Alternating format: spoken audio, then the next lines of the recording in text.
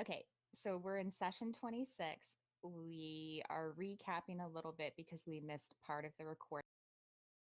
So the party wakes up after having an afternoon of rest.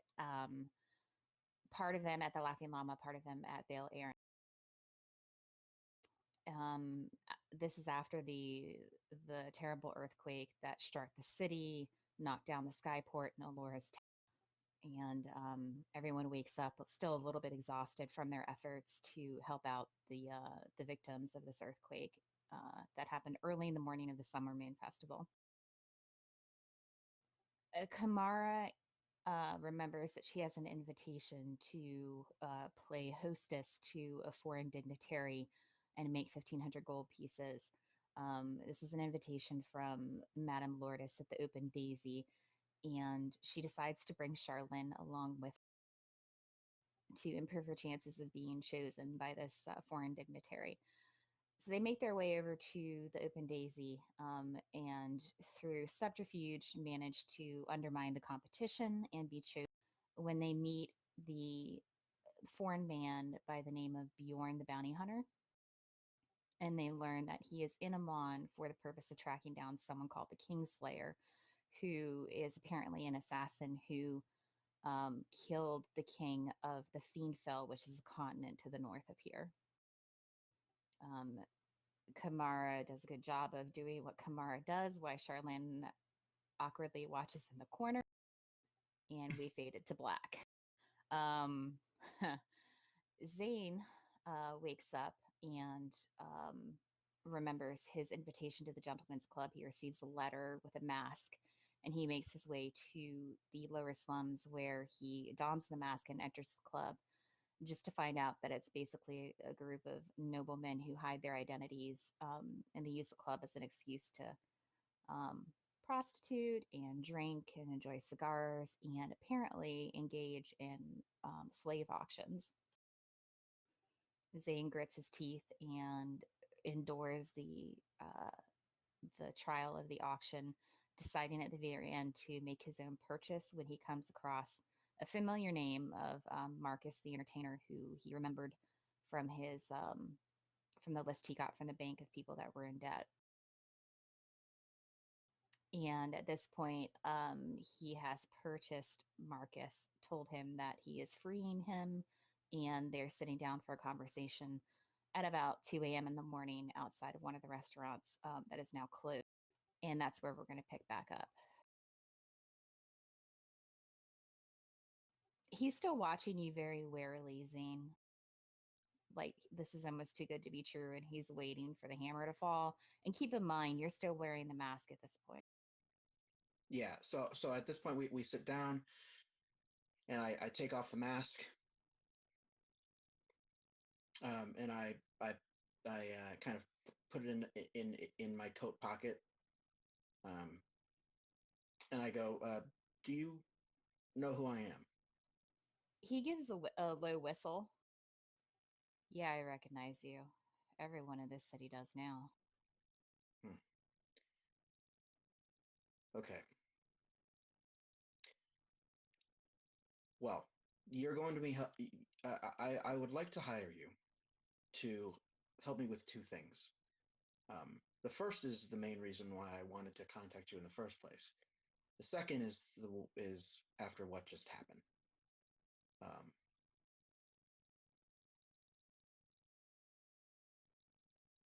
would you be interested in helping taking down this slave trade? Um, I mean, of course, I don't want it to happen, but I'm just a singer. And I'm just a nobleman. Yeah, there's a little bit of difference between the two of those. Everybody has their skills that can help. Nobody is useless ever. I've learned this personally. He shrugs his shoulders. Tell me what you want me to do. All right. Well, let me tell you the second thing. The first thing I figured you might be interested in doing since you had been privy to it. The second one is more personal. Uh, it's a long Oh, story. okay. Let me stop you right there.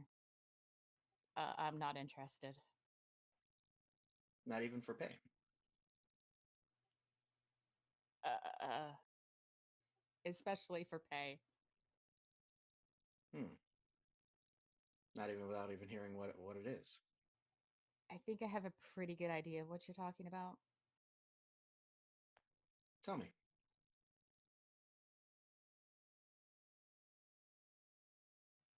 You, you are coming on to me, right? Absolutely not. Oh, I don't. thank God. Okay. Okay. Absolutely not. Oh, I've got some women in my in my life. Uh, One who I'm going to try to be with the rest of my life. Um, no, I'm not coming on to you. This is more of revenge. Okay, that I can do. Good. I like that attitude. And I'm going to spend the next couple of hours regaling him in the tale the tale of Dugat and I and all the run-ins I've had with assassins. I show him the scar on my neck. I tell him about how many times he's tried to kill me, how hard it is for me to kind of get to him, and how I have plans for someone with his talents.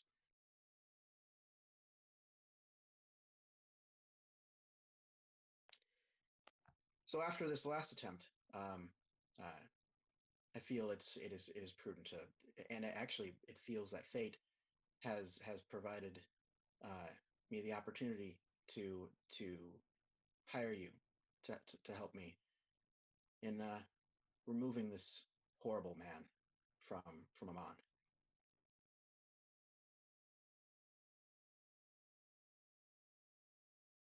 Well, I can defame him. That's one way of going about it, and I think he would only send someone to kill you um, if you used your talents to do that. I I would like to. I had an idea, but now I'm starting to think there might be a better way. And if you're interested, I would like to. How do they call it? Brainstorm with you about how we could use your talents to help me bring Ugent down. I could tell you what I had planned for you. You might be interested in doing that. Let me think on it. Do you have a place to stay? No, but I can find somewhere. You can. There is space. Uh, what I know this the males room in the Laughing Llama. There was more than one bed in there. Right. Well, yeah, of course. Yeah. There was one for Darian and for Magnus, right? Yeah, and it occurs to you that Minxie might like having a minstrel around. Yes. Well, I think we can kill a bunch of birds with one stone. Um, I currently stay at the Laughing Llama. Have you heard of the place? You know, it's Me and my adventuring party and I stay there at the moment. That's as kind of our base of operations. We have uh, there is a vacancy in our there is a vacancy in the Laughing Llama that I'm sure Minxie, the owner, would be perfectly fine with allowing you to have, and also you'd probably be able to earn a daily wage just from plying your talent uh, at the at the restaurant itself. I'm sure Minxie would appreciate it. She probably okay. wouldn't.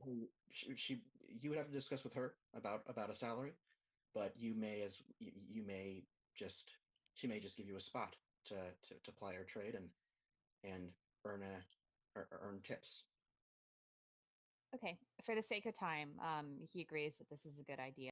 Is there anything else specifically you wanted to address with him tonight? Um, no, no. He if he wants to sit and think about it, and he doesn't want to hear what I had planned yet, then we will. I will have him. I will walk with him back to the llama and kind of try to learn a bit more about him. Okay. So you guys get back to the llama just as Charlene and Kamara are kind of finishing a late evening meal. Kamara seems rather hungry. I'm not satisfied. um, okay, so let's figure out what Aramel has been doing. That's a great question. I think Aramil's been watching Castellama. Okay, so would you have left Vale's probably before Lysander woke when Vale returned and taken Castiama back to the llama? Yeah, that sounds right. Would Vale have reacted to Castellama and Lysander being in the same bed with Aramil, I guess sitting on the same bed? Yeah, he definitely would have. Unfortunately, that whole thing kind of got way um because you weren't here. But I mean, if you want to rewind to that, we can certainly go to that because he could definitely have some things to say to you. We can rewind it. Only if you're perfectly happy breezing through it and just having like a 2 sentence summary, just something to set the mood of that encounter. Oh, we can rewind. We'll just keep it quick. Okay, so Kamara asks you, she wakes up. Vale has already gotten up earlier. He slept for about 3 hours and then says that he needs to get back out there and help you. He's pretty struck by all of this.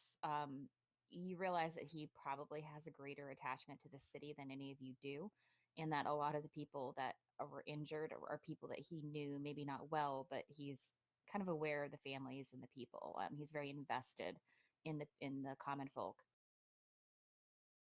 So this has been kind of tragic for him. But he left to go help out. Kamara wakes up a little bit later, and you guys have a brief discussion. Um, she says she has something she needs to do and ask if you can watch Castiama as long as you're staying and watching Lysander, because again, you agreed not to leave Lysander alone. So she leaves, and it's just before nightfall when Vale finally returns. And he seems a little surprised that Kamara's not there.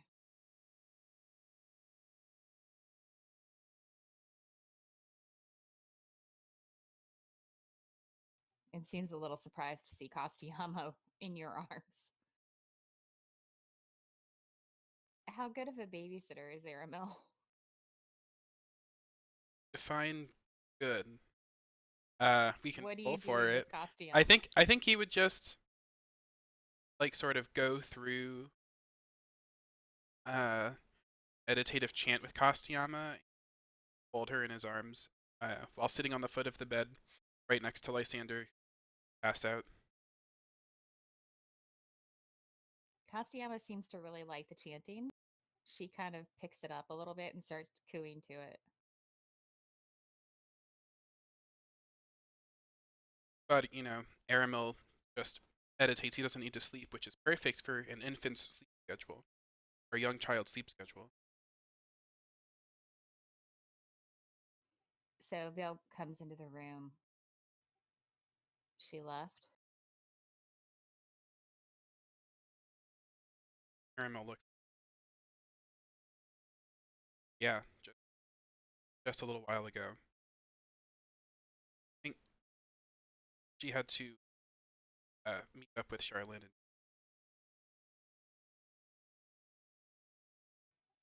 Oh. He walks over and gives Castiama a pat on the head. You want me to take her? I actually have enjoyed taking care of the past few hours. If you would like to,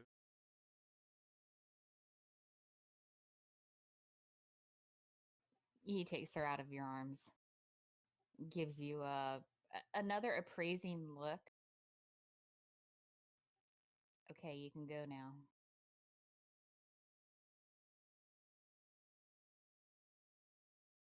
I don't think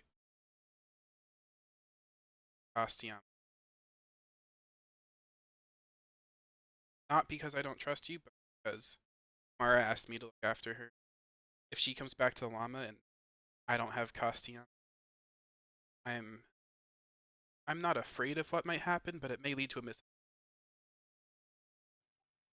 I'd be afraid. And he hands Castiama back to you.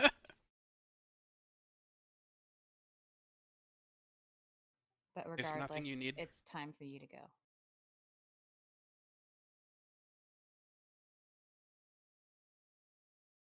Aramil looks over Lysander. The tattoo that he pretty quickly described to life there. It's not extremely fancy. There's just the elven word, which is probably just obscured by clothing at this point. But it's sort of encased by ivy, and you see like vines and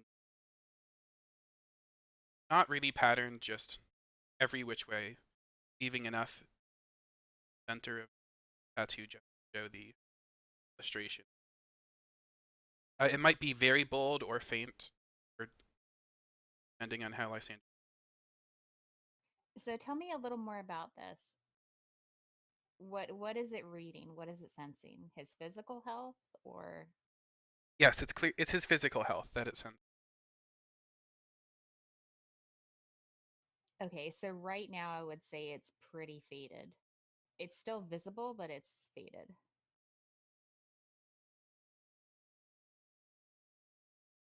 Vale is watching you look at it and says, I thought I made it pretty clear that there was not to be any drama.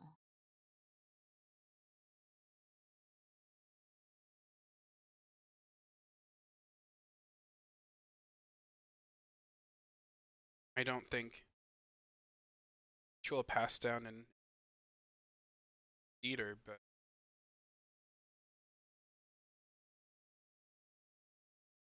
I guess you could call it a. But that is not how I feel about it.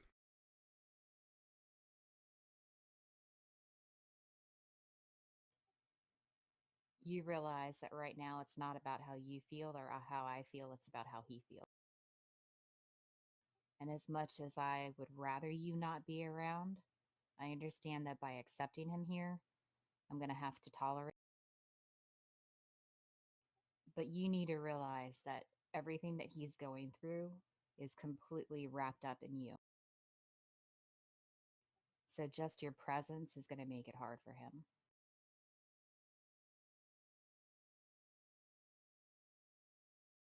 Aramil gives him.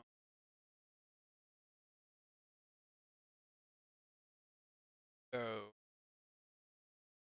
you think that I'm responsible for happening? No, he's responsible for what's happening to him. But you being here, he just shakes his head.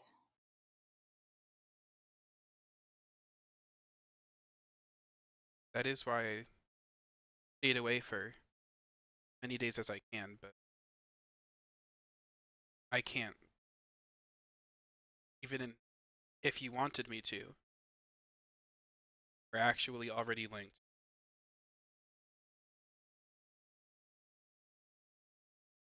He sighs and kind of runs his hand through his hair.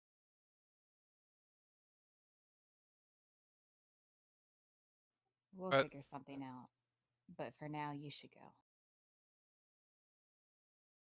Aramil not sort of rocks Kastiyama as he gets up off the bed. Gives him one last look. Heads out. Okay. So I'm trying to figure out. So this would be just before sunset. Is there anything that you're gonna do? Are you headed to the llama? Yeah, Aramil's gonna head back to the llama and probably make a little flower or twig crown for Kastiyama. Fun. Okay. Anything you're gonna do until basically about midnight? Just babysit. Exactly. Minxie at one point takes Castellano away from you and it gets your help with cleaning up from the day before. Okay, so we fast forward. It's about midnight, 1 a.m. The group of you has met. All of you know about the the little bit of a cave in that's happened there in the Laughing. Um, and everyone's finishing a late night meal. If you guys want to talk or say anything, feel free. But otherwise, I'm going to move on. I definitely want to have a conversation with everyone. Is everybody there? Is everybody here? Yes, everybody's there. Was everybody there when I got back? Yeah, I would say you were probably the last one to arrive with Marcus in tow. Okay, so I'm going to step in with Marcus, and I say, everyone, this is Marcus. Marcus, this is Aramil, Charlotte, and Kamara. Hello, Marcus. He gives like a low, Hello. graceful bow. He'll be staying in the where staying where Magnus stayed. Stay with me. Marcus, let me introduce you to Minxie. I'd like to talk with you all before we head to bed. There's something important. Okay, so you bring him over to Minxie, and the two of them start talking. He's a really charming person. So in a few minutes, you hear them laughing and talking in the kitchen. So I'm going to come back to everybody else and take a seat.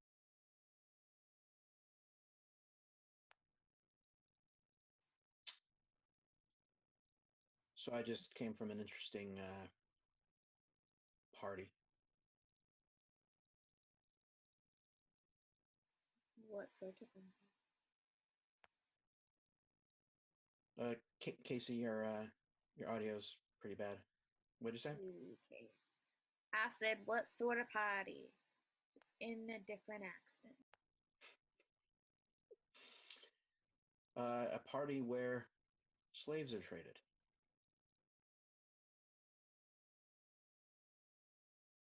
Would I know about that? You've heard rumors that such things happen, but you've never experienced it. Oh, so that's the thing. So, this you found him there? Is he a slave trader? Hey, Casey, there's like some kind of like hissing or air movement kind of Would thing you going like on. me to turn off my heater? No, don't freeze. We'll deal with it. Okay, go ahead. Well, you were clearer before. Was the heater not on before? No, it was on. I don't know what I did differently. Yeah, your audio is definitely like hissing, going in and out, and you sound very quiet. It's okay. She's in Maine. She can't help it. It's probably like 2 degrees. All right. Well, if you could just speak up just a little bit more than what you'd normally.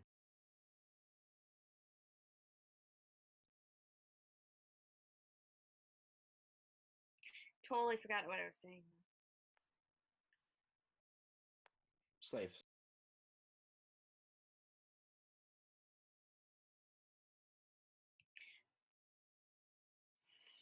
So you found them at a slave trade. Yes.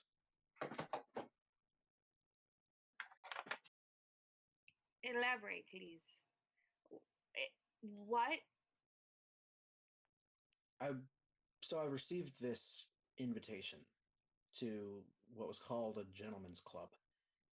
I've heard that. And I tried to find out who they are and what they are, what they do. But there's no information anywhere on them.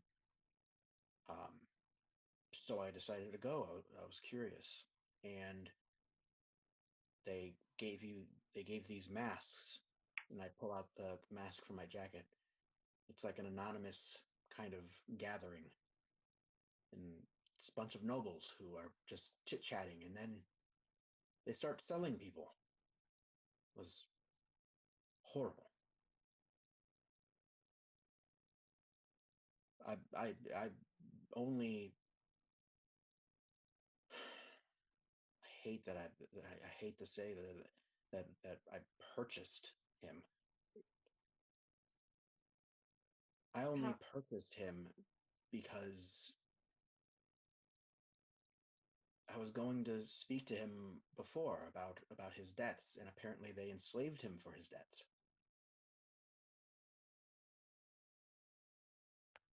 I didn't have enough money to purchase the others, so I could free them just like I did Marcus.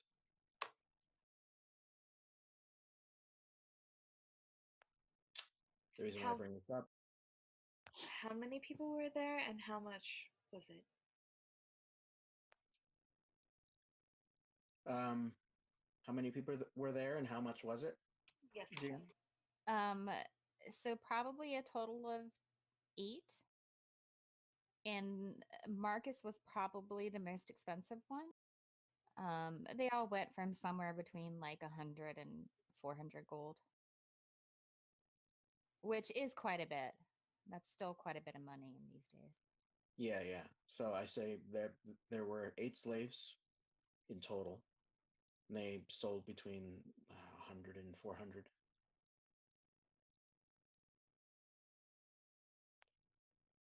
I only bring this up because I plan on destroying this slave trade. Well, I was offered a proposition for information, and we could probably free all the slaves if we had to use the money. It's 10,000 gold. So. Well, that is an option, but that would mean that the slave trade still continues, and I want to end it. Thought I'd bring it up to all of you. Get all of your help. Aramil, they mentioned that the slaves haven't been as good as the tattooed elves that they had. What was it? A few months ago? What out of character did they say a few months ago? About a year ago. About a year ago? About a year ago. And I immediately thought of you. Do you know anything of what they speak? Aramil's eyes narrow.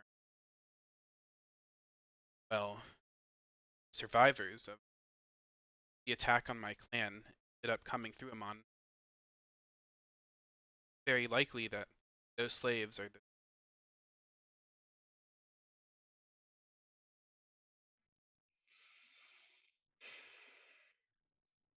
So you're in?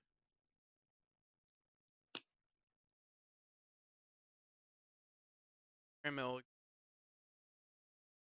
For information, Not to end it. honestly, humans are why we, without any, away from such machinations of, I guess, what we would call high society or civilized society. when nature is showing you the way, you don't end up with money just living and so I don't really care about what these if they manage to capture and save my kin, I'd rather have them back first. But I don't feel It's not about revenge, it's ending suffering of all the species that get enslaved by this trade. I mean, I would have thought that you would have been first to step up and want to help. honestly, we should just get rid of all towns. Well, that's asking a bit too much, Ermal. Are you in or are you out? Oh, I'm in, of course. Like I said, I need to learn more, if anything. Very Definitely well. help each other. What about you two?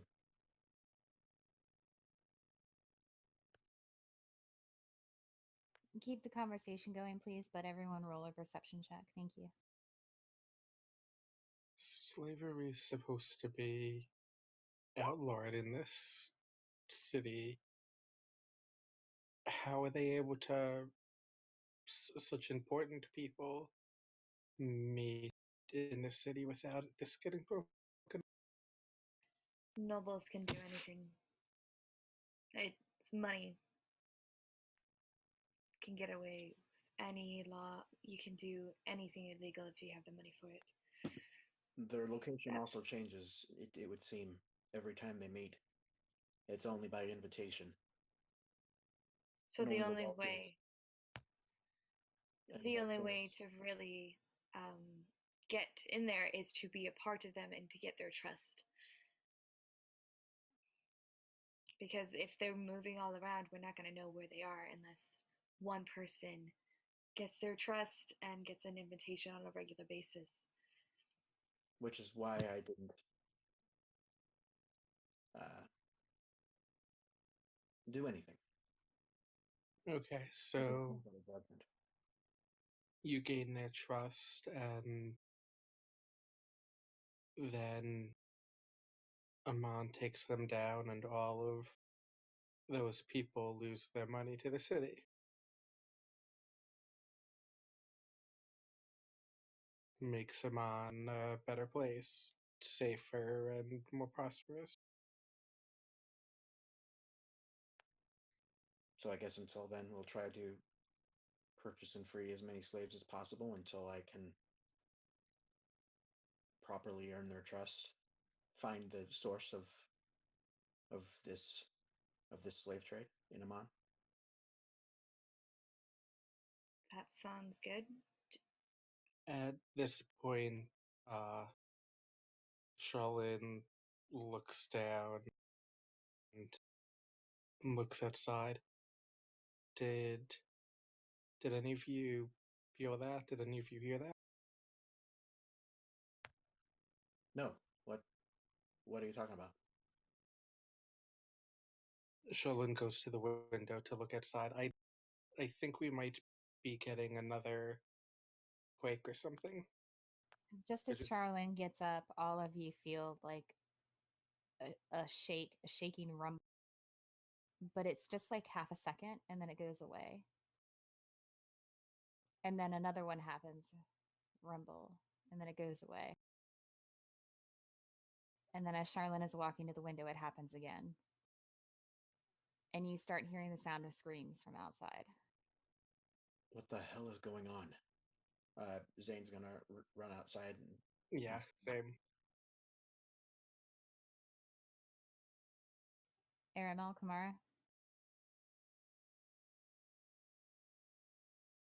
Yeah, that's exactly what Kamar's doing too.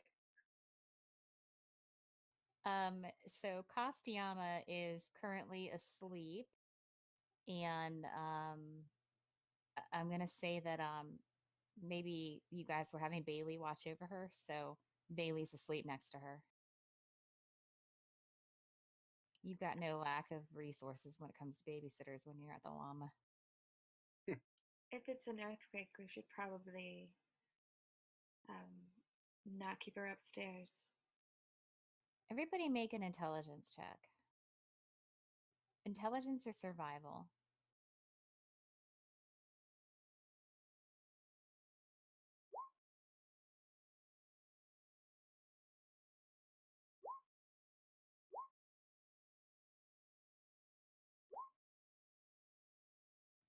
So, Zane, you kind of get the impression by how far apart these rumbles are that these are footsteps. These can't be earthquakes. The earthquake last night was, or the earlier this morning was a large rumble. This feels different, like footsteps. Um, so you're standing outside the llama looking off into the distance. Everything is quiet where you are right now, but you see sudden flashes of light coming from the cloud top district. I'm gonna run inside, grab my sword and shield, look at everyone, and go, "You coming with me?" Yeah, Charlene is with you every step of this way.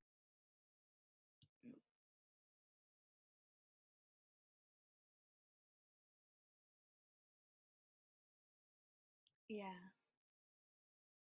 See, keep going. Sorry.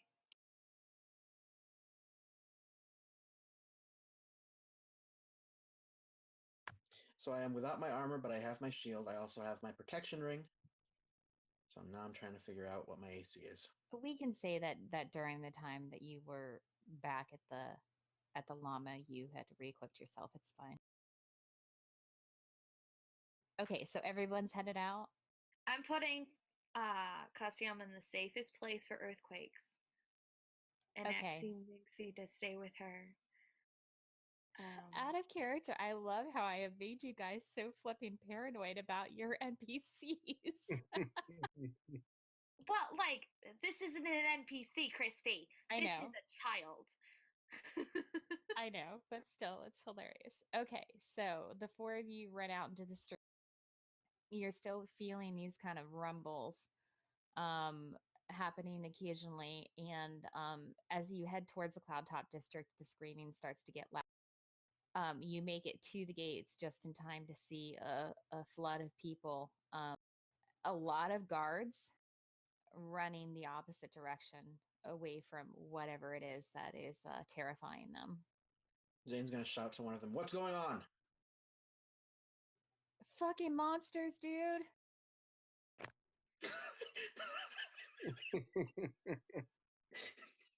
And they're not stopping. They're coming, man! Okay, monsters. So you What make it through the monsters? gate, heading towards the inner part of the Cloud Top district. It's pretty easy to guess where maybe this is coming, as you see like little flashes of light up ahead, and you find yourself heading towards the direction of Thordax Crater. Wait, okay. If we're going in there, how long did it take to get to Thordax Crater last time? Like a week? So the crater itself is right in the Cloud Top district, and that's where I mean you are at the entrance in the Cloud Top district where that elevator is. Uh-huh. I'm not saying you're going down into it. Okay, okay. You're headed towards it. Okay, gotcha. All right. As you run by, you see a couple bodies of guardsmen on the ground, and you see a couple of the sporelings that you guys have fought in the past. That look like they have been fighting the guards and have died. So basically, the ground is just kind of littered with corpses at this point.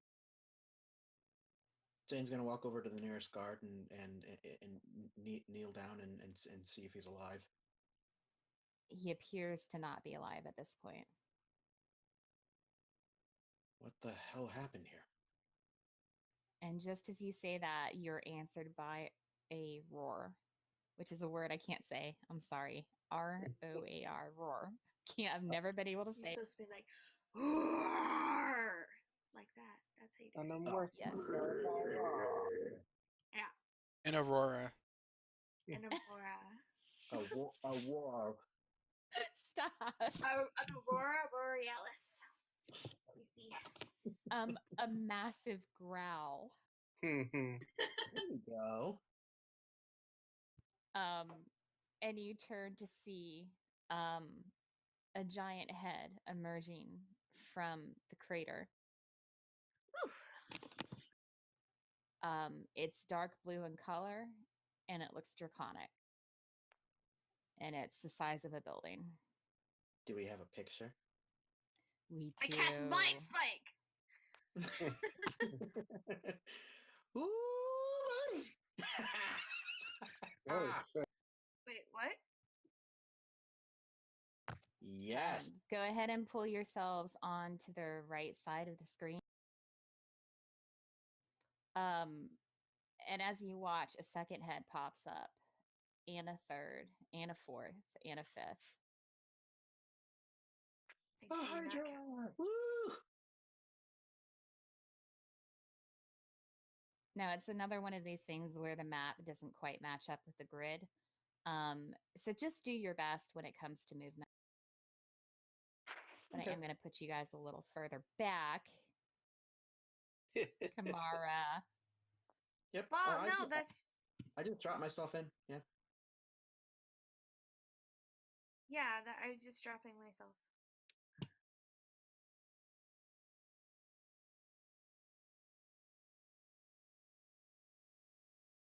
Okay. And then you see two claws come up over the entrance to the crater, and this thing pulls itself out. Looking So, around. Sorry. have I read about this thing before? Do I know what this is? You can make a history check.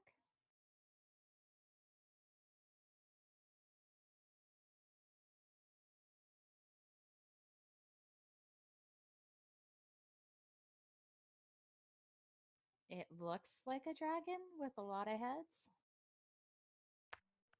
Gotcha. Is there mean- anything above it? Is it, or did it just like come out of the ground? It just came out of the crater. Okay, so there's okay. And as it does, you see one of its giant clawed feet kind of crush the elevator on the chain, and it kind of just tosses it down. You hear the like clink, clink, clink of it hitting the sides as it crashes down all the way into the crater. It looks around. A couple of its heads turn to the right, a couple turn to the left, one looks to the back.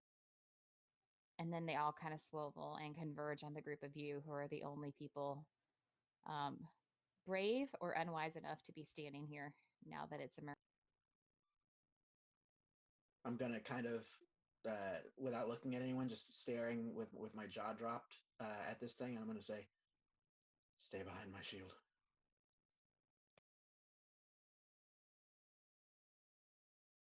What in Okay, nature's if I embrace could is have that doing? everybody roll initiative, please. As usual, I shall be last.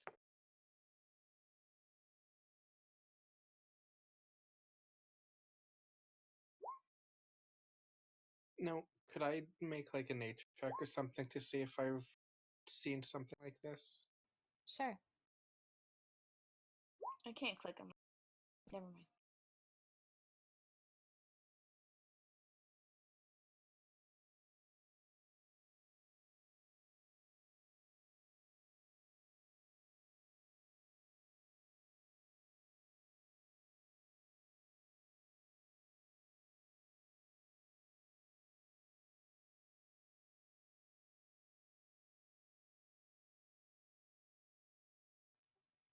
Who are we missing? Aramil? Oh, I rolled. Let's do it again and then take your As far as the token register, the roll happened. It was a 14.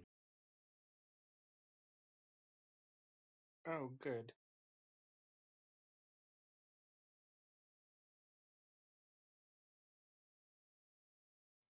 Okay. So Kamara, you see this massive thing up in front of you.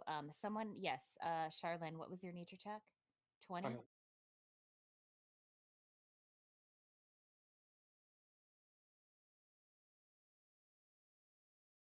Um, so basically what you know about this is it's not something from nature, that it is definitely a monstrosity. And you may recognize it as something called a hydra. But beyond that, there's not too much that you know. Okay. I have a question for you. Zane, your sword, what damage does it do? What kind of damage?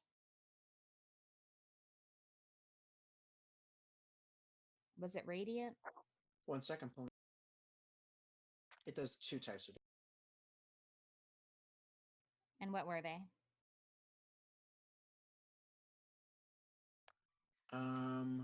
It does 1d4 radiant or fire damage. Okay, good to know. I am also resistant to both radiant and fire damage. Okay. It would have been a good day for me to have picked a different spell. Okay, so Kamara, what action are you going to take? I'll do 2 Eldritch Blasts. Because that's gonna be at the end. How many heads are there? There are 5 4? heads. 5 heads. I'll do 2 on the right. Just aiming at 2 heads.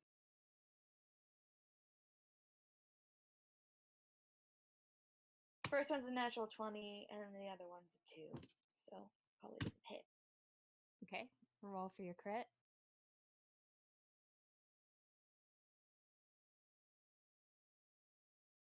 13 points of damage.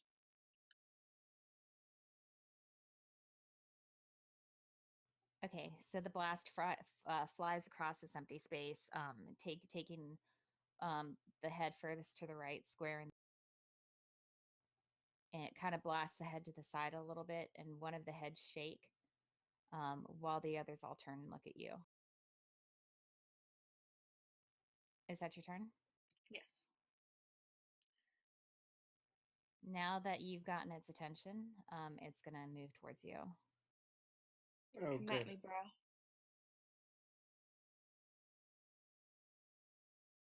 How tall is it? I don't have that exact information, but I would say maybe 15 feet. Okay.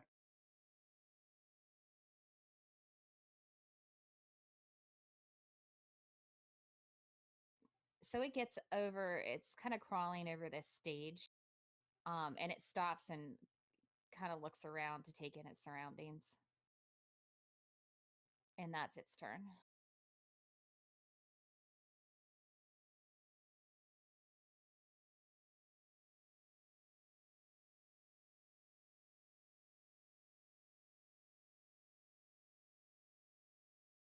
Charlene? Okay. Um.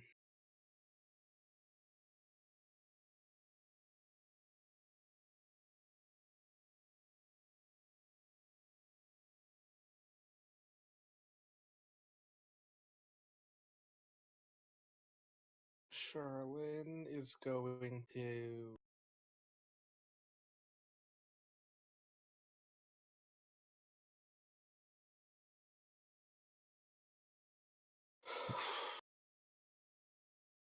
Charlene is going to try to keep it from coming further towards us. So she's going to use her staff.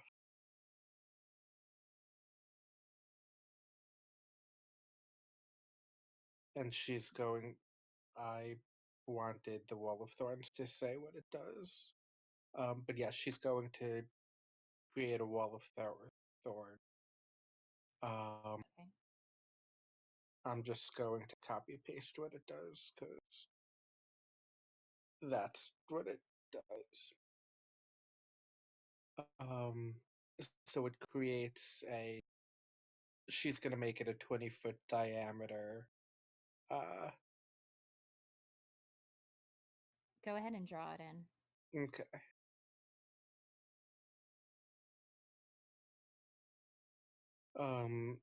It would be a circle, not a square, but it's easier to do square, so I'm just doing a square.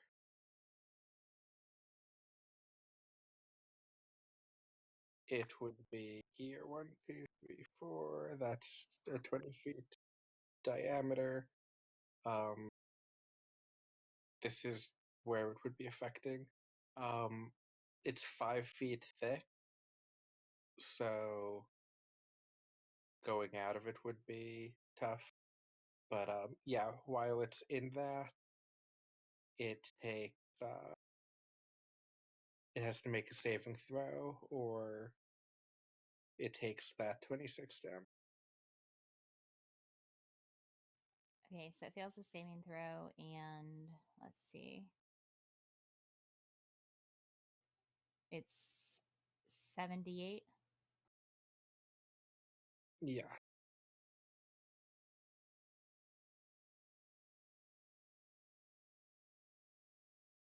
Oh shit.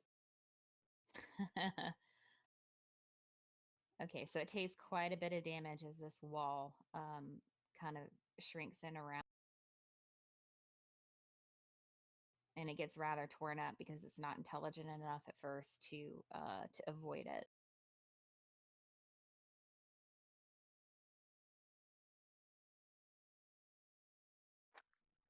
That the 26 damage was the 78.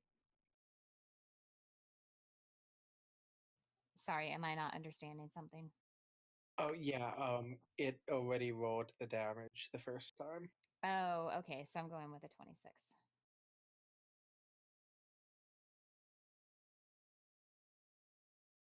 41 is nice though. Yeah. That would have been nice. We're gonna have to have the GM roll for her damage now. Yeah. Yeah.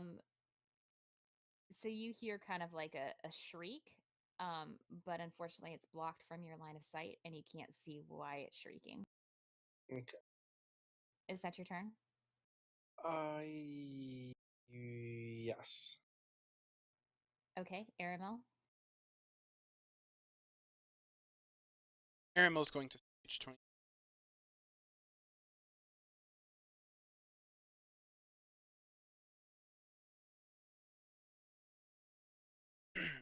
And he's going to say, once that thing gets out of there, turn it.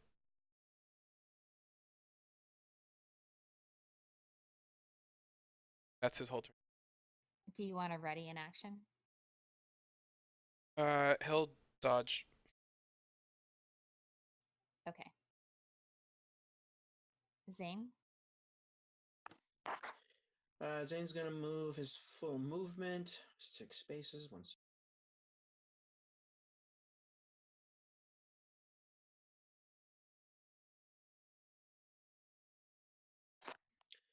So right there, and he's gonna take a defensive action. Okay, Kamara? I'm gonna cast Fly myself. I'm gonna fly up, and then for my bonus action, I'm gonna get my spell back. And that's my turn. Sounds good. Okay, so if I'm reading this correctly, it can climb out because it's only 10 feet high. It's 5 feet thick, and every 1 foot of thickness counts as 4. So that's 20 feet of his movement. And then, I believe it's 20 feet high, right? Yeah, you say because it's a circle, it's 20 feet. If it was a okay, wall, it's 10. okay. I mean, it can still climb over it. Yeah. I'm just trying to figure out how much damage it does. Give me a second. Aramel, you read my mind. I was like, hey, could you post that link one more time? Yep, thought we'd need it. I'm gonna swim in the air.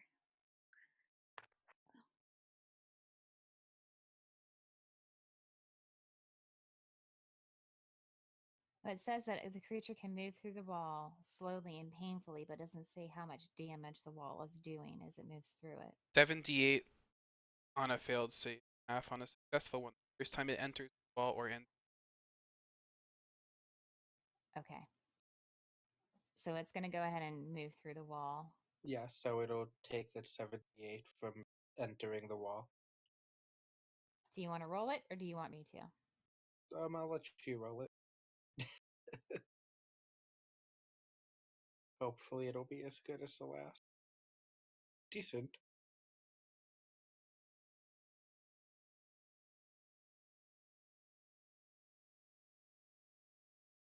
It is snarling. It's doing that R word that I can't. It is snarling and growling in anger um, as it emerges, and you see one head is hanging.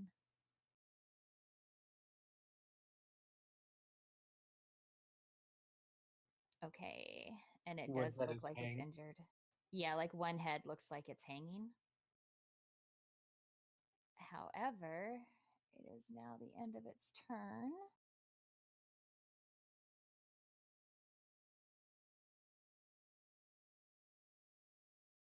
And as it crawls over this wall, which is going to take the entirety of its movement, it is going to.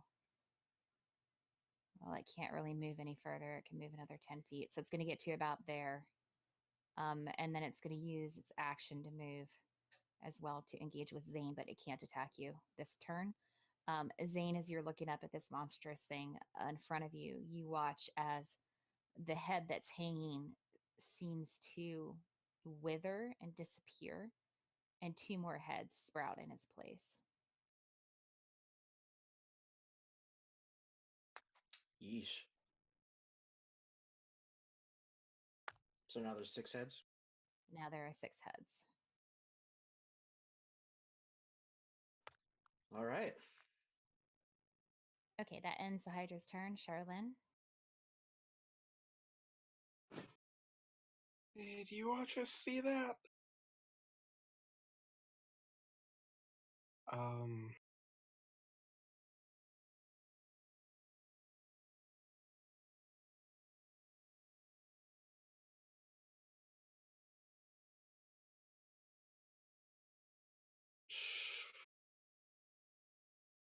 Charlene is going to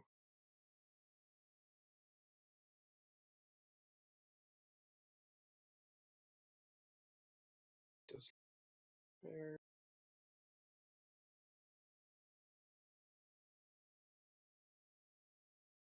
She's going to try to make it easier to hit and just cast Fairy Fire.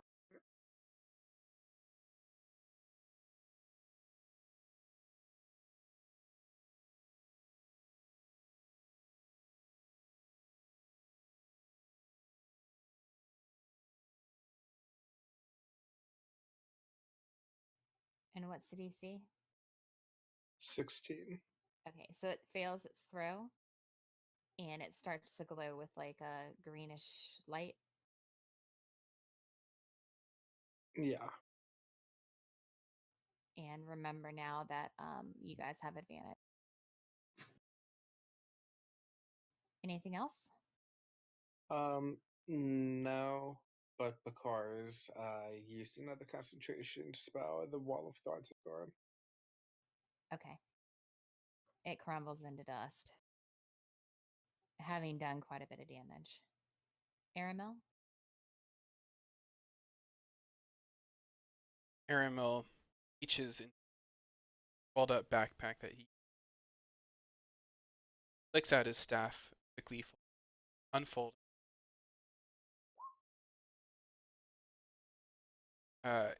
Plants his feet and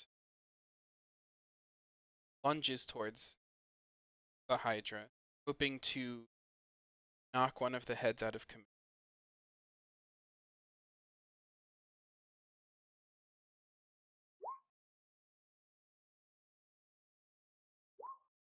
Right here.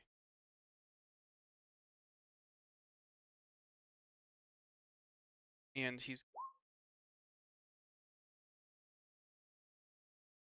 hit it with a surprising amount of force with his staff. He's stunning strike for the first staff attempt.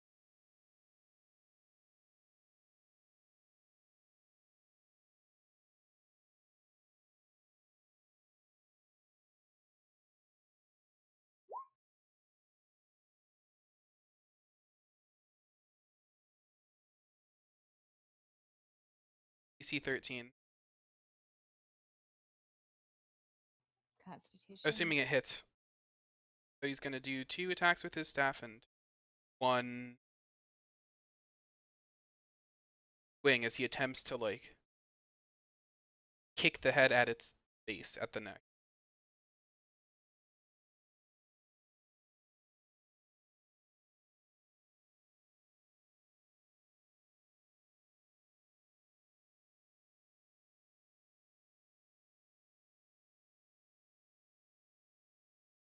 Does a 15 hit?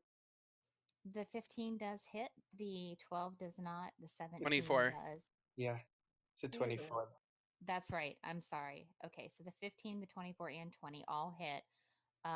Ironically, he does have advantage on his saving throw against being stunned, but he didn't roll.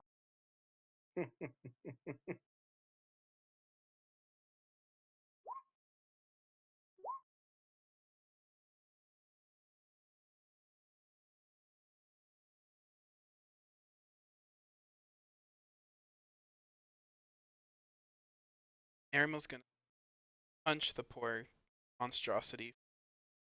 34 damage and particularly loud thunk with his staff, trying to daze it.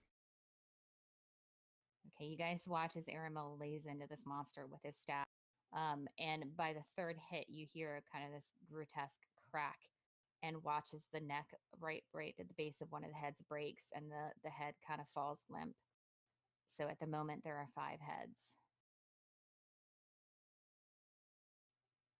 Is that your turn? Yeah, action, move, and bonus. That's it. Okay, Zane. Okay, so I'm going to do a bunch of slashes on this guy. I'm going to try fire with my sword. I'm going to just make a bunch of attacks. Let's see what happens. He's essentially aiming for the neck. So I kind of envision it as the creature kind of like coming down and trying to bite him and Right. dodging, hitting the neck.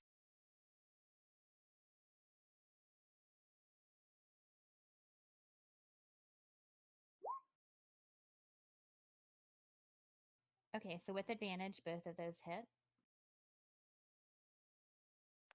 Gonna mark him.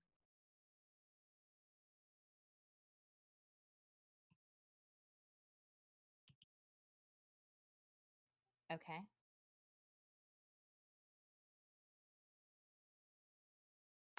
The 13 and the the 15 don't do anything. It's the 14 and the 6. Okay. And that adds the D4 from the fire. So if it's resistant to fire, take 4 points or take whatever it rolled for the D4 and half it or whatever. I got you. Okay. His second roll got the lowest roll.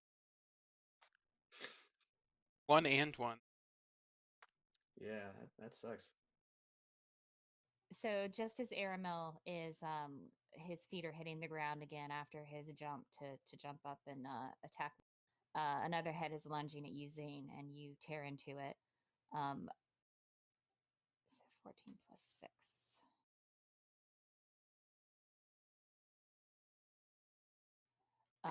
You do quite a bit of damage to it, and unfortunately, the head does not get locked.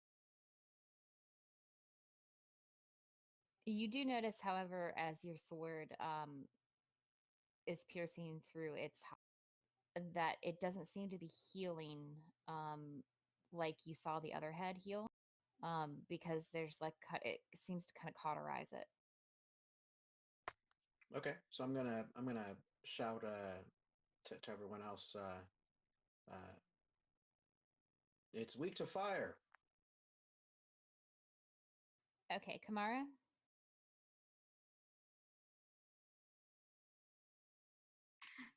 I have no fire spells. I'll fly up 60 feet. But I want to be 6 feet away as well. So wherever that is, the land of the air. And then I'm going to cast Toll the Dead. So it's a wisdom saving throw with the DC 17. It fails.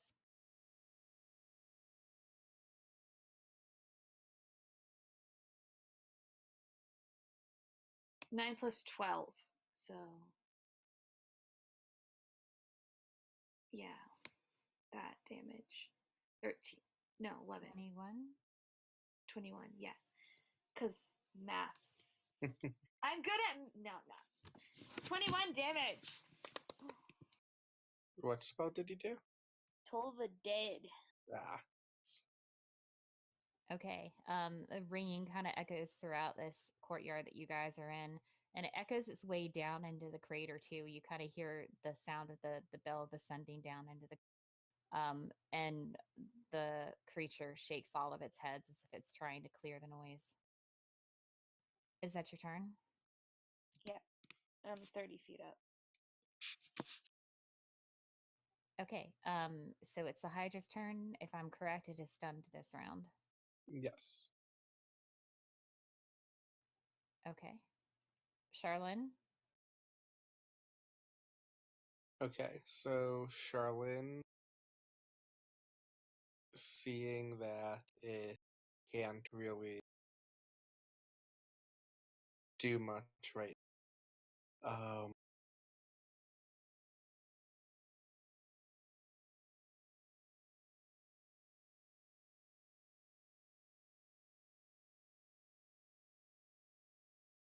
she's gonna come just a little bit closer, and she is going to use a tidal wave,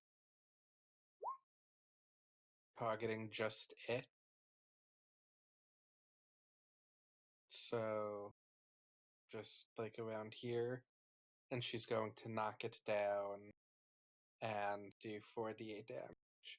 It automatically fails because it's stunned, Okay. so it's automatically going to fall down. And I said Okay. So it is now prone. yes. And that was shit damage. Gross. Oh well. It is now on the ground. Okay. It's starting to look hurt now. We got like quadruple advantage on this guy now. Yeah, really. We have 3 different things granting us advantage. Charlene's going to turn into a bear. Duh, bears.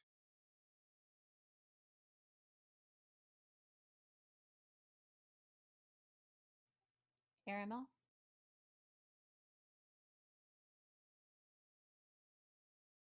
So we're down to 5 heads, right? Because Aramel took one out. I believe so. Yeah. Okay.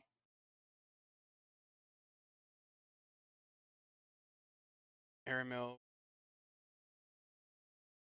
same thing. Can you stun a creature that's already I don't think it's technically still stunned. does until the end of your next worded that way, so you can't chain it. Ooh, that makes sense. Yeah, it does make sense. Well, we'll use dead to strike it an extra. You should double trip it. It should be double prone. I mean, he can triple trip it, but it doesn't matter. While the Hydra is shaken up and glowing brightly as a huge target, Aramel's opportunity to try and take down another head. He'll try and ride this one. Enough damage to snap it.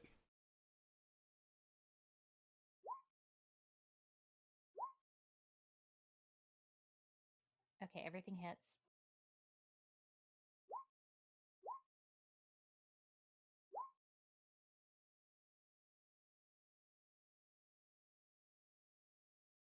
Total that up for me.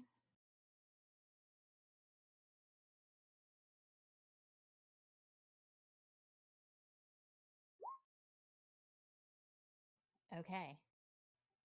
Another neck snaps, and we are down to 4 heads.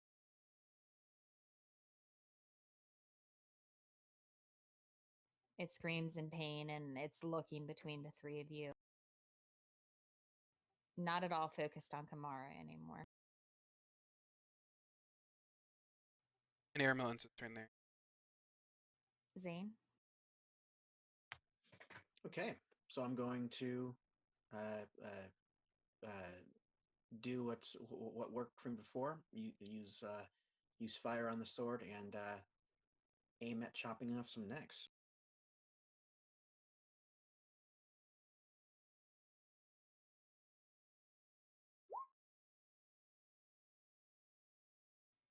Hit.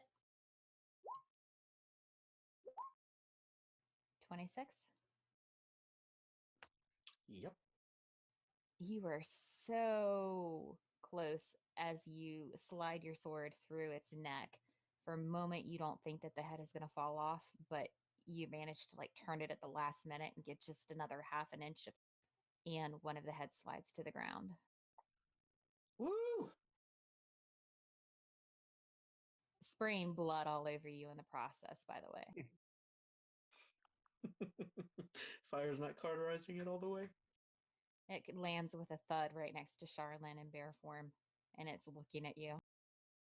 Kind of blinks its eyes a couple times before the decapitated head stops its neurotransmitter. Is that your turn? Yes. Yes. Yes. If it tries to attack anyone else, it'll have disadvantage. But if it hits, I get to do cool things on my turn. Okay, Kamara. I'll do Toll and Dead again. Just hanging out in the air. So wisdom save.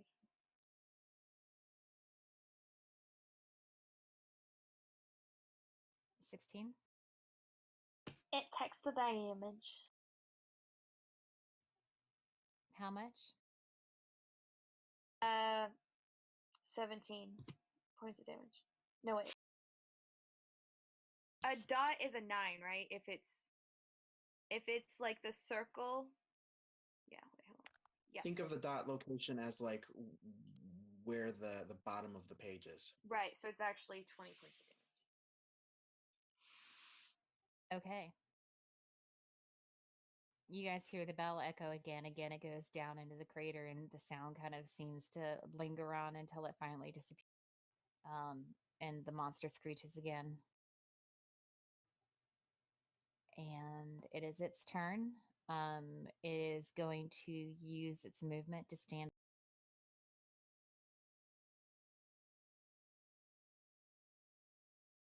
And with its 3 remaining heads, it's going to attack. Since you're lined up in a nice, neat little row. One head, and this is happening all simultaneously. One head is going to attack Aaron. I'm assuming that's a miss. Yep. One head is going to attack Zane. And it's got disadvantage on this, by the way, right? Oh Yep. yeah, because it never got up. Mm-hmm. Well, no, And it got No. up, but my mark causes it. Well, it doesn't have disadvantage on me, just everybody else around me. Okay. So I'm assuming a 13 would not hit you no matter what. Yep. And then Charlene, 17. Yeah. Yay! I get to do cool things on my turn. Charlene, it bites you for 7 damage. Sorry, Charlene. We no longer have advantage on it. I lost concentration on my fairy fire. Okay, so the green glow around it dissipates.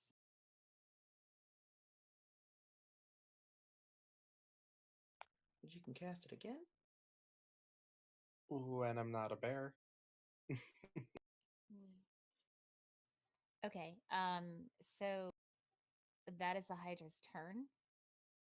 For reasons unknown to you, the heads do not regenerate. Charlene?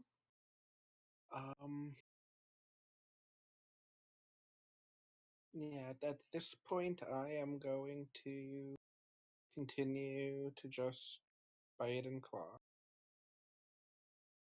And by continue, I mean do it for the first time, because I didn't do that yet today.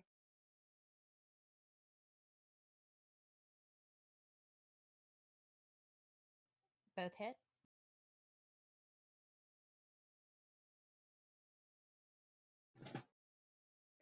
23.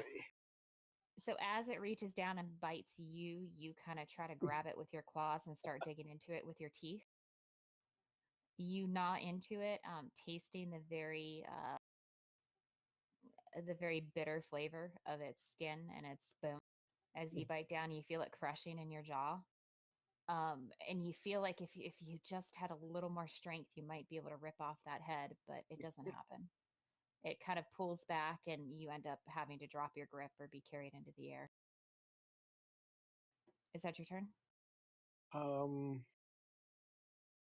Yes. Aramil? Aramil's sidestep the head that's attacking him in order to get a position on this, jumping over the neck to try and break.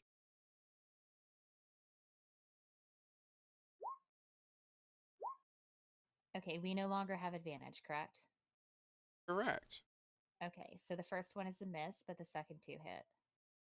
And on the first staff hit and only staff hit, going to apply a stunning break. But has to make a con save. I guess we'll try.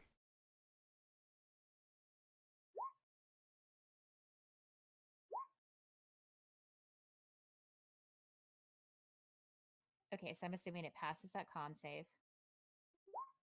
Oh yeah. And that's 25 damage, which is exactly what is needed to snap this neck.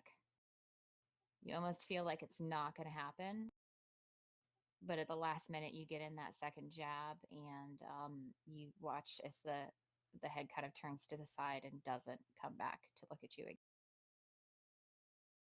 And he lands done? back down beside Zane and Okay, Zane.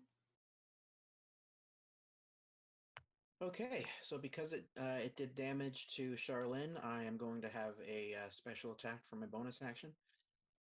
And I'm also going to do an action surge. So I'm going to have 4 different attacks. The first one will be the action surge at regular attack advantage or whatever. Then the next 2 will be the regular attacks, and then the last one will be my special attack with advantage. And if I do damage on it, we will use the marked damage. So that last one is the only one that gets marked damage? The last one will be the only one that uses the marked damage, Okay, and it's the only one that'll have advantage. right. Okay. I'm only asking so I could understand Cavalier more. Yeah. If you scroll up a bit, unwavering marks is pretty awesome. So the first. Unfortunately, that misses. Second, That's a hit. I'll do the damage for that. Right.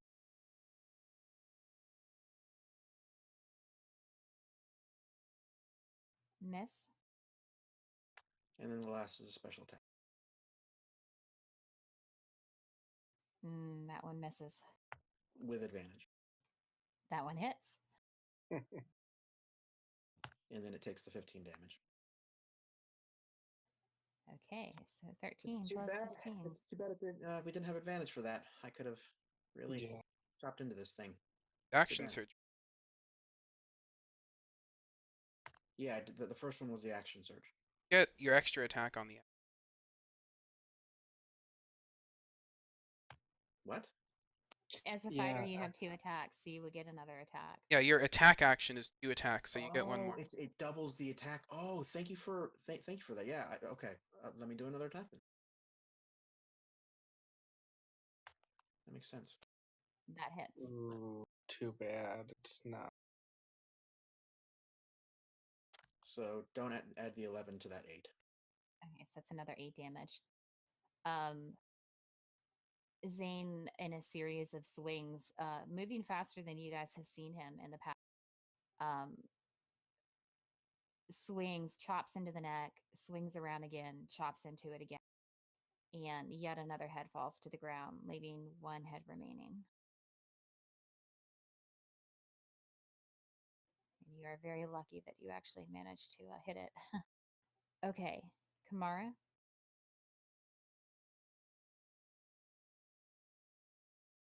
Well, Tola Dead was working pretty well. It's just boring.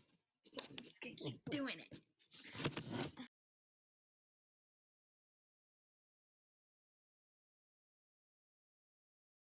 Wisdom save again. It makes it. Okay. But So I'm gonna this- do bonus action and cast Shillelagh on my rod. Okay. So it seems a little more prepared this time for the bell. And since it's just 1 head, it's very focused. It manages to kind of shake off the effect of your spell. And and it is good.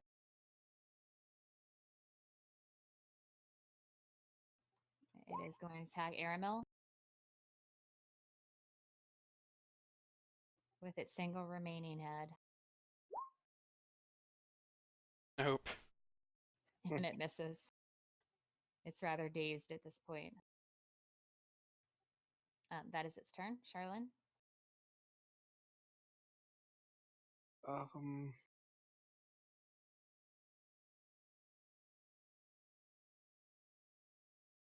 Charlene is going to just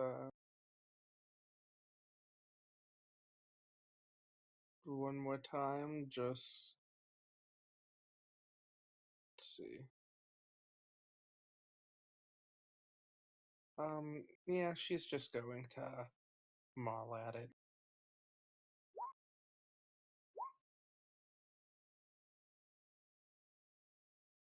This is a big creature. It's not hard to hit it. So all of those.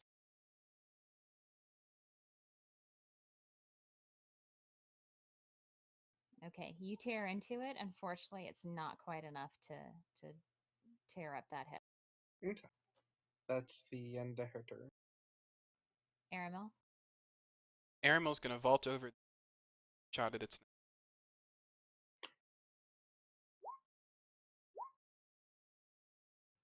Hit, miss.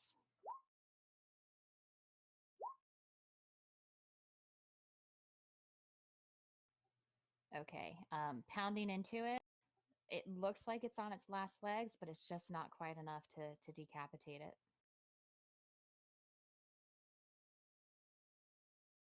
Do you have a bonus or anything you'd like to do?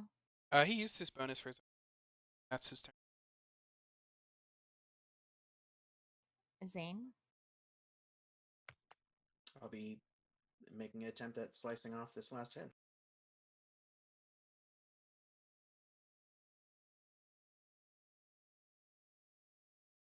Okay, the first one hits. Okay. You do slash into it. And you watch as the fire the fire does not heal. But again, it's just not enough to take out that head. Kamara?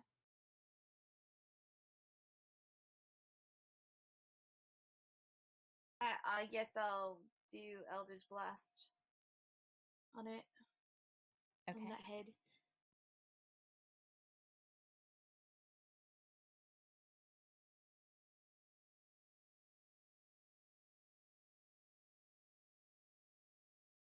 $17 and a 13. hit and miss.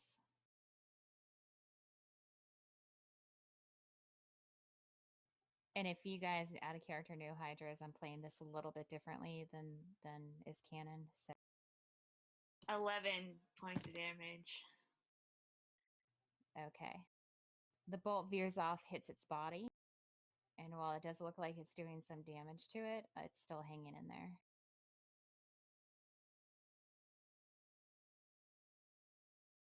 I'll move closer to it too, so that I'm like kind of above its head, but it can't reach me. This time it's biting Zane. DM is not rolling well tonight. Yeah, I also have like a 19 AC, so tough to hit me. Okay, Charlene. Okay. Charlene is going to once again bite and claw. Oh, nope. Ooh, very nope. Yeah, it's weaving around now that it only has to concentrate on one head, and it seems to be a little more maneuverable and it dodges your blow. Okay. After missing, Jolin's gonna move away. Aramel. And moving away does provoke if you want. It Oh, doesn't. that's true. Yeah. It doesn't have to. Yep, that's gonna hit. Yay! I get to do something special if Aramel doesn't kill it. Just the 11. Okay.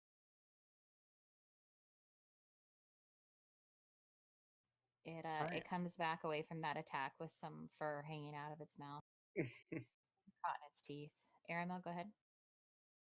Aramel's going to slide under it to try and destabilize it before pulling himself up off the side of the body to finish it off with a strike. First, Hit. and he's flurrying for this, so it needs to make dexterity saving throws. 13. How many? One for each fist. Alright, it's prone as he sort of slips under it and swings at the limbs, and then he goes for the head with his staff.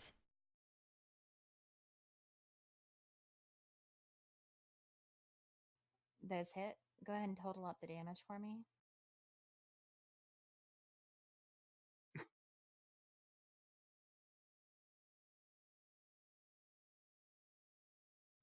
Okay. Go ahead and tell me how you want to do this. As described, he slides under it, knocking into its feet to destabilize it, rolls as it falls, and jumps on and strikes the back of its neck twice with both ends of our three-piece staff built together now. So You guys hear a sickening thunk as the neck cracks and the creature falls to the ground.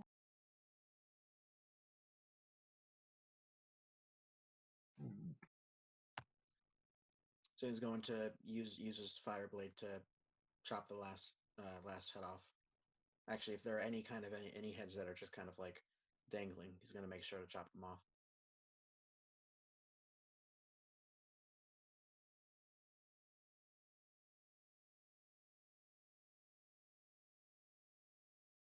Okay, there's kind of a overwhelming silence in this early morning. It's about 3 or 4 a.m. right now. As the sound of combat finally ceases and you guys are standing there kind of panting, looking around you.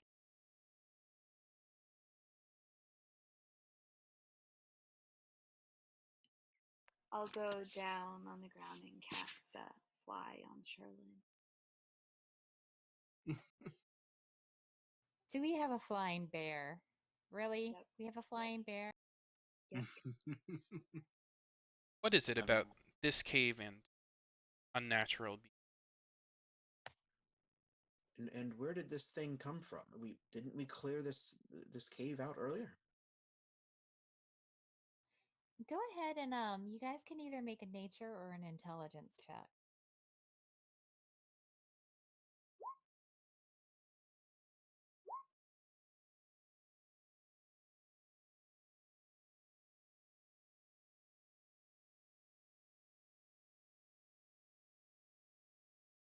15.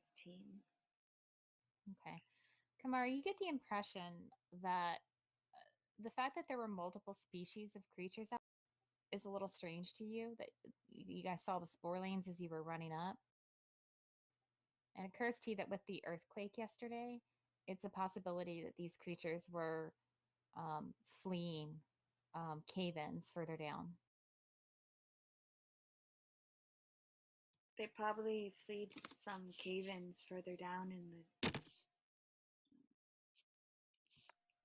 because of the earthquakes. This would be the natural place for it to go. Yeah. We need to figure out what caused that earthquake.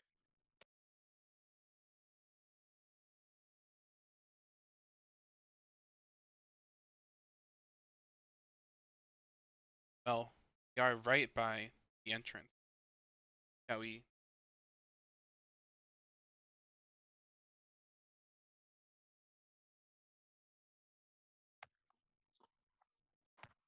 I'm inclined to say yes.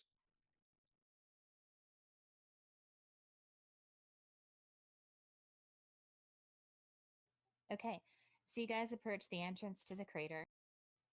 You immediately realize that this creature has smashed the whole pulley elevator system.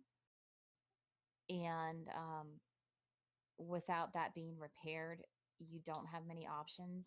I guess Kamara and Charlene could fly down and look around if they wanted to. I'll just Yeah. Sherlin. But considering how far down you know it is, it could be risky. Didn't use that spell earlier. Made someone very strong and capable of carrying heaviest.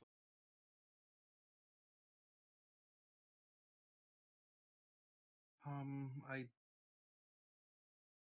don't actually think that Charlotte. But not Charlotte. Guess not.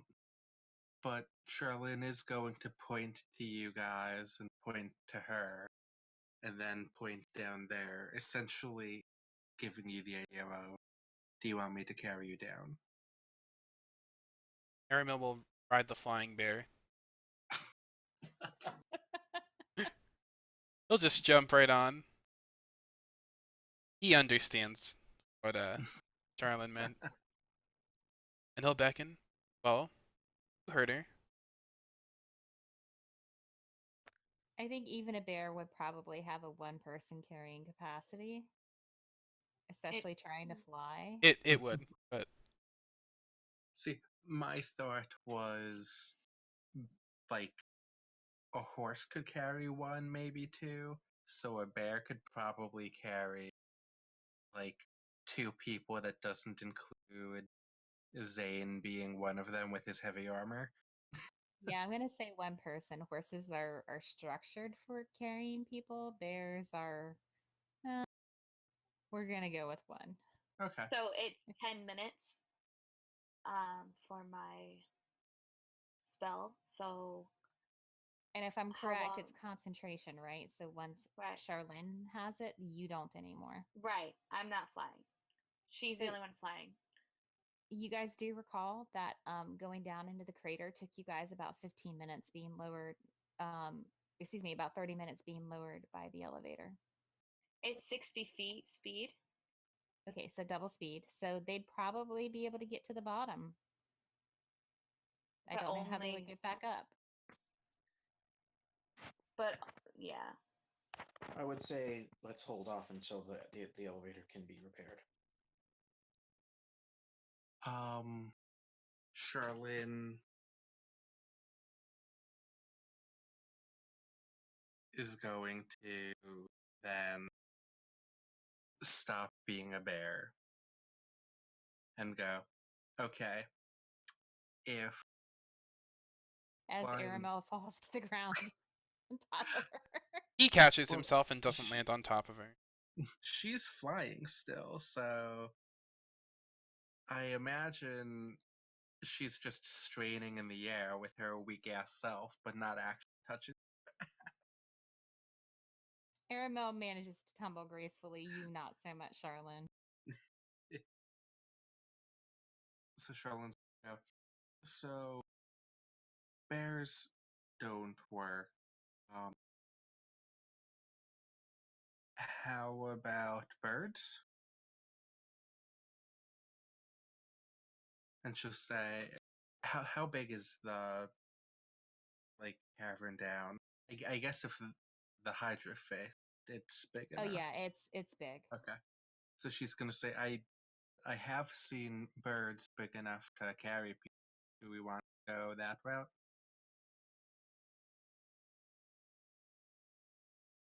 Aramil, no. Okay.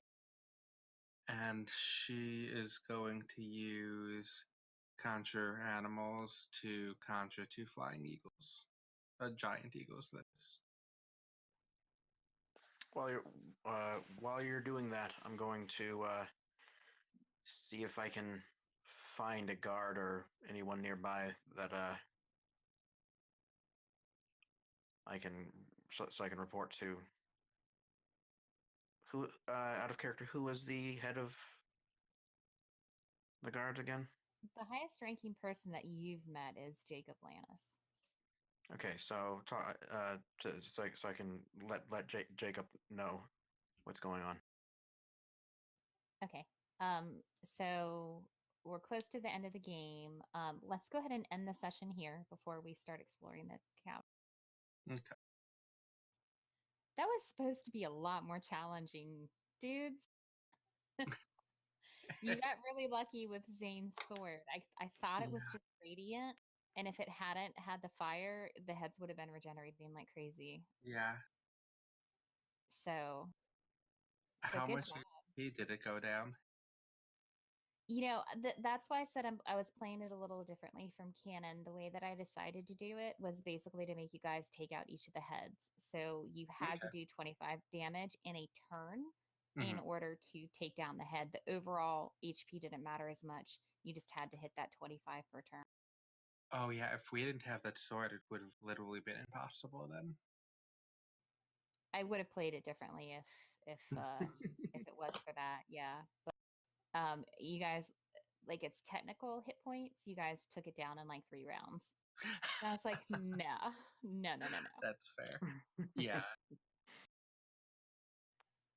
Which Ah, which it definitely made it longer, and we that was a fun fight. Yeah. now